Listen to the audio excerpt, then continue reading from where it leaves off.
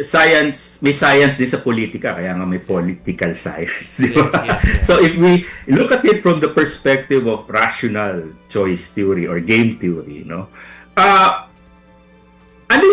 ano yung maipapangako ng minority kay Senator Loren na hindi na niya hawak ngayon with the majority? Di ba?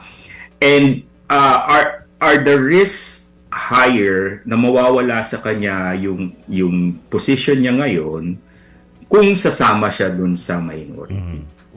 Mas malaki ang magigain ng minority pag bumaligtad si Senator Loren. So, very astute yung power sharing formula, no? And of course, power sharing is a general term. It doesn't mean a 50-50, di ba? Ano yan? Term sharing, no?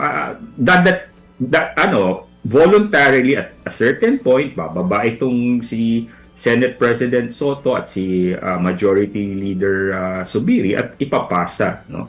So, maganda yon dahil unang-una,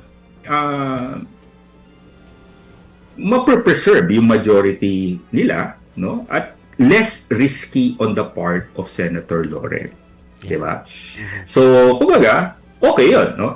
Pero, hindi nila kontrolado yung external events na mangyayari eventually. At marami pang triggers at marami pang pwedeng mangyari between now and the end of the 20th. Nakita natin yan, di ba? Nag-term sharing si Senator Drilon at si Senator Villar, no? After 2007, di ba? Tapos pero hindi rin natapos ni Senator Villar yung term niya dahil nagku naman yung forces ni JPE, di ba? I remember I was close observer of the Senate back then, no? Talagang nasubaybayan ko yan. So,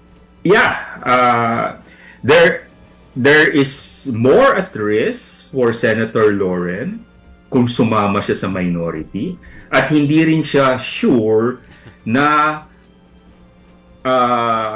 she will be in the driver's seat with the allies in the minority. Diba?